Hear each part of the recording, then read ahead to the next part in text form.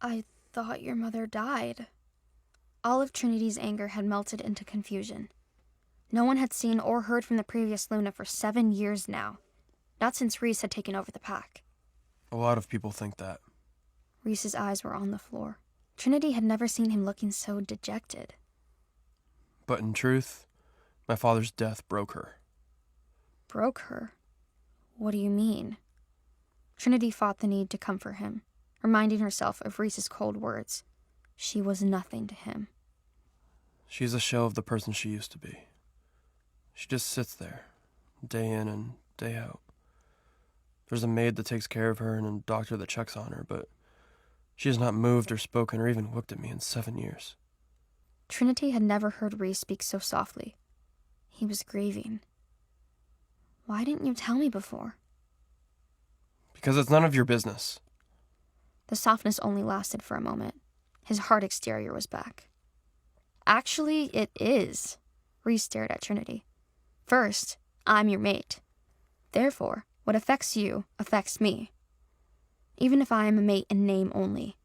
I need to know about major things, especially those inside the house. Second, I am the Luna. Your mother is a pack female. That makes her my business. Fine. Rhys did not expect Trinity to have such a compelling answer. I will tell you about major things from now on, but leave my mother alone.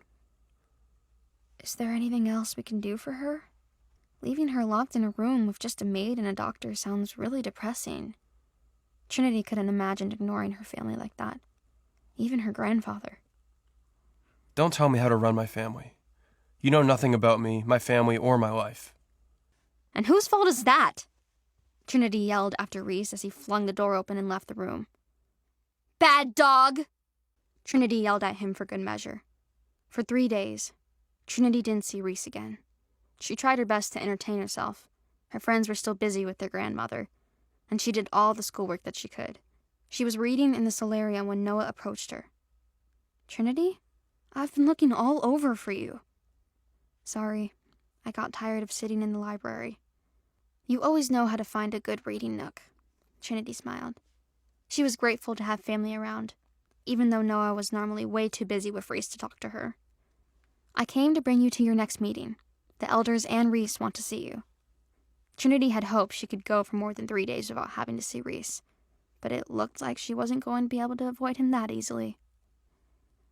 How are you adjusting to your new life? Noah asked while they walked.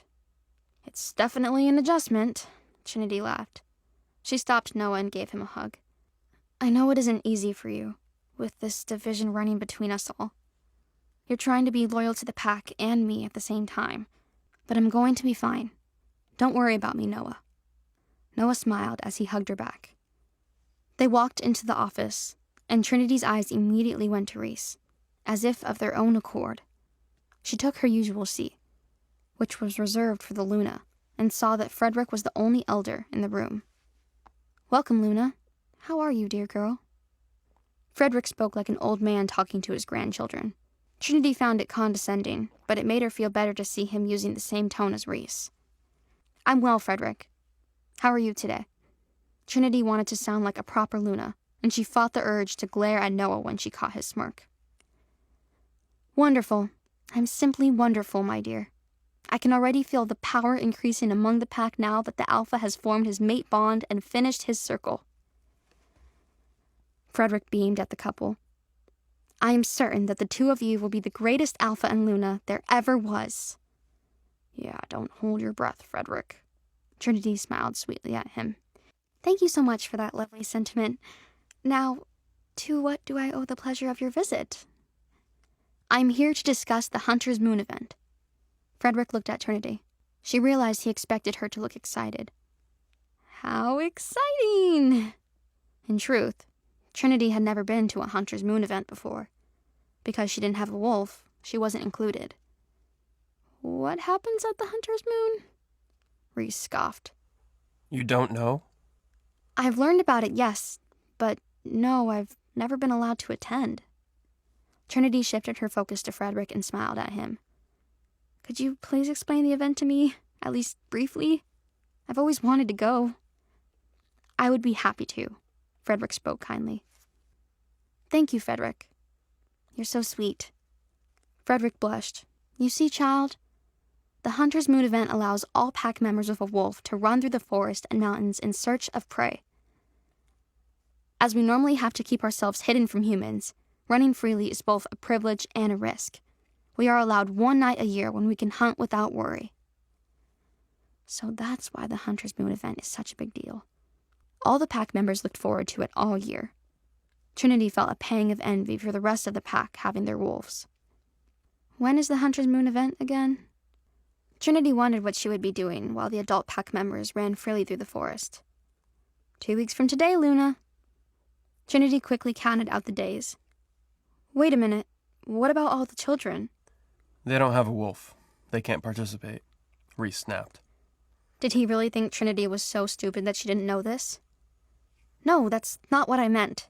The Hunter's Moon is on Halloween. What are the children going to do? She questioned. Frederick, Reese, and Noah looked around.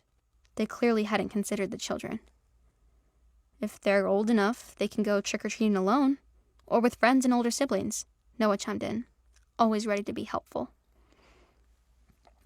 We're going to leave all of the pack's children supervised by older siblings? A bunch of teenagers? That wasn't a possibility, but it broke Trinity's heart that the kids should have to miss Halloween.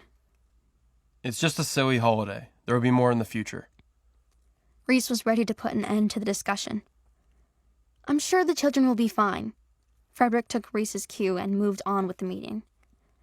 Now we must discuss when you will be meeting with the different packs to introduce the new Luna. But Trinity had stopped listening. Maybe she was just taking this personally because she was never allowed to trick-or-treat as a child. Every year, she watched her cousins get excited about their costumes and candy. And every year, Grandfather would come pick her up and force her to study. Not even Aunt Eve and Uncle Wesley could defy him on this. Trinity's mother had disappeared one Halloween weekend, making Grandfather forever suspicious around that holiday. Trinity had often tried to tell herself that Grandfather was just worried that she would disappear on him too. He's just overprotective of me, and he has always been bad with his words. The meeting was over, and Noah showed Frederick out, leaving Reese and Trinity alone.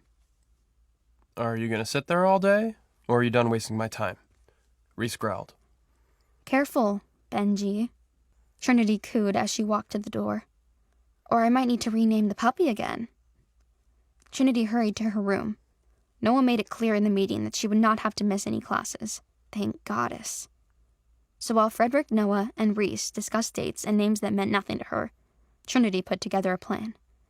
She shut her door, locked it, and flopped on her bed with her phone in her hand. Hey there, Trin. What's up? Juniper answered the phone on the second ring. I've got a plan, but I need assistance to help me. I'm in, Juniper chimed. Do you want to know what it is first? Who's that? Trinity heard Paul yell in the background. It's Trin. She needs our help with something. I was going to ask Paul for help, too. You want to help, Paul? Juniper called to her mate. Hell yes. Hey, I want to help, too, Cedar yelled from somewhere in the background. He was going to be my next call, Trinity laughed. She has such loyal friends. Want to just put me on speaker? You still don't know what you're signing up for. Good idea. Trinity heard rustling as her friends gathered around Juniper's phone. What do you need? Trinity smiled at their eagerness. Do you know what day the Hunter's Moon falls on? Yeah, Halloween, Juniper answered automatically. Oh no, the kids aren't going to get to trick-or-treat. Cedar understood the implications immediately. The poor kids. Juniper's voice was full of anguish. I want to do something about it.